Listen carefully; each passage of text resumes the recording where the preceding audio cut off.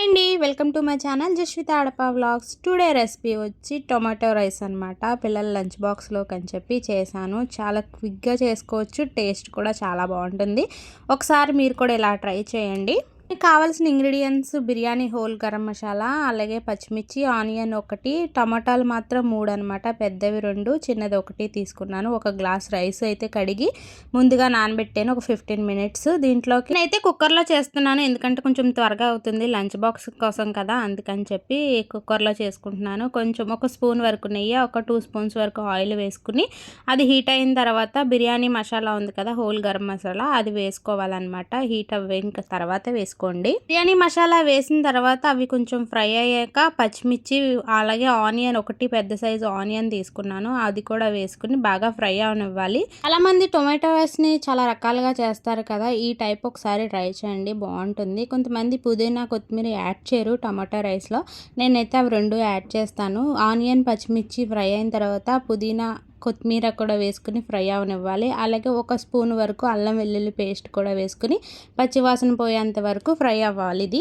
మంది ఏం చేస్తారంటే టమాటా పీసెస్ కింద కట్ చేసి దాంట్లో వేసి ఫ్రై చేస్తారు కదా, సో మగ్గనిస్తారు. సో మా పిల్లలకైతే అలా ఇష్టం ఉండదు అనమాట, అలా టమాటా పీసెస్ కింద తగిలితే నచ్చదు. అందుకని చెప్పి దీన్ని క్యూరీ చేసేస్తాను, టమాటా పేస్ట్లా చేసేసి వేయడం వల్ల ఏంటంటే పిల్లలకి టమాటా తీసే అవకాశం ఉండదు, దాంట్లో మిక్స్ అయిపోతుంది కదా, తినేస్తారు. సో అందుకని చెప్పి ఇలాగైతే చేస్తాను. పిల్లలకైతే ఇలాగే ఇష్టం అనమాట, టమాటా అసలు కనిపించకూడదు, సో అందుకని చెప్పి ఇలా వేసి చేస్తాను. కానీ టేస్ట్ అయితే బాగుంటుంది. రెండు ఆనియన్స్ బాగా మగ్గిపోయినాయి కదా, బాగా ఫ్రై అయిపోయినాయి. ఇప్పుడు అల్లం వెల్లుల్లి పేస్ట్ యాడ్ చేస్తున్నాను అనమాట. ఒక స్పూన్ వరకు సరిపోతుంది, హాఫ్ స్పూన్ అయినా చాలు, పిల్లల కోసం కదా, లంచ్ బాక్స్లోకి కదా.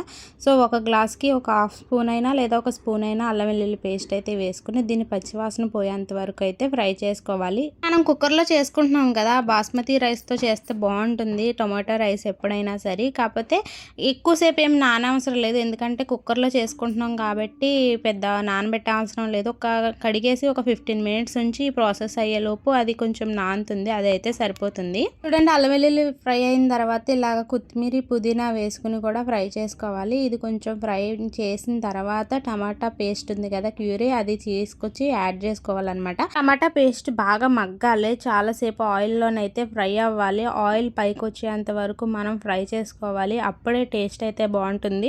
లేదంటే పచ్చివాసన వస్తుంది అనమాట, అంత టేస్ట్ అయితే బాగోదు. ఒక 5 to 10 మినిట్స్ అయితే కుక్ అవనివ్వాలి, సిమ్లో పెట్టుకుని అయితే ఫ్రై చేసుకుండాలి. అప్పుడప్పుడు మధ్యలో కలుపుతూ ఉండాలన్నమాట, అడుగు పట్టకుండాని. 5 to 10 మినిట్స్ తర్వాత కొంచెం ఆయిల్ పైకి వస్తుంది అన్నప్పుడు దీంట్లోని గరం మసాలా, సాల్ట్, ఉప్పు, పసుపు, కారం యాడ్ చేసుకోవాలన్నమాట. కారం పిల్లల కోసం కదండి, కొంచెం చూసి యాడ్ చేయండి. పెద్దోళ్ళకైతే కొంచెం స్పైసీ ఉన్నా తింటారు, పిల్లలు అంతా తినలేరు కదా, సో అందుకని చెప్పి చూసుకుని మీ పిల్లలు తినే దాన్ని బట్టి మీరు కారం అయితే యాడ్ చేసుకోండి. నీ వేసేసి బాగా మిక్స్ చేసి ఒక 5 మినిట్స్ అలా వదిలేయండి. అలా వదిలేస్తే మసాలాలన్నీ బాగా గ్రేవీకి పడతాయి అనమాట.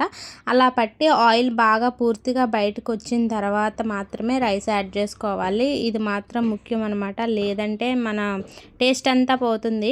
వేసి మూత పెట్టి అలా అయితే వదిలేయకండి, మధ్య మధ్యన వచ్చి కలుపుతూ ఉండండి, లేకపోతే అడిగట్టిందంటే టేస్ట్ అంతా పోతుంది అనమాట. టమాటా పేస్ట్ అంతా మొత్తం ఇలా దగ్గరికి వచ్చేసింది, మసాలాలన్నీ కూడా బాగా మిక్స్ అయినాయి అనమాట. ఇలా వచ్చి ఆయిల్ పైకి వచ్చినప్పుడు మనం ముందుగా కడిగి పెట్టుకున్న బాస్మతి రైస్ ఉంది కదా, సో దీంట్లో యాడ్ చేసేసుకోవాలన్నమాట.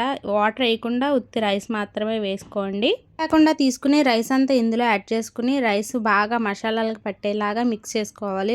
ఒక సెకండ్ మాత్రం మిక్స్ చేయండి. చేసిన తర్వాత ఒక గ్లాస్ రైస్కి 1.5 గ్లాస్ వరకు వాటర్ పడుతుంది. సో వాటర్ 1.5 గ్లాసులు మాత్రమే వేసుకోండి, 2 గ్లాసులు వేసుకుంటే పేస్ట్లా అయిపోతుంది, ముద్దగా అయిపోతుంది. కరెక్ట్గా ఉండాలంటే 1.5 అయితే సరిపోతుంది. పాత బియ్యం అంటారు కదా, సో పాత బియ్యం అలాంటివి అయితే ఒక 2 గ్లాసెస్ వరకు వాటర్ యాడ్ చేసుకోండి. మామూలు రైస్ అయితే 1.5 అయితే సరిపోతుంది. యాడ్ చేసుకుని బాగా మిక్స్ చేసేసుకుని కుక్కర్ మూత పెట్టేసుకోండి. 2 విజిల్స్ అయితే కంపల్సరీ, 2 విజిల్స్ వచ్చిన తర్వాత స్టవ్ ఆపేసుకోండి. అదేనండి, టేస్టీ టొమాటో రైస్ అయితే రెడీ అయిపోతుంది. చాలా పర్ఫెక్ట్గా అయితే వస్తుంది, ఇలాగైతే ట్రై చేయండి. గుమగుమలాడే టొమాటో రైస్ అయితే రెడీ అవుతుంది. కుక్కర్ విజిల్ తీసి చూసారంటే, వేడిగా సర్వ్ చేశారంటే అబ్బా, పిల్లలు ఏంటి పెద్దోళ్ళు కూడా లొట్టలు వేసుకుంటూ అయితే తింటారు.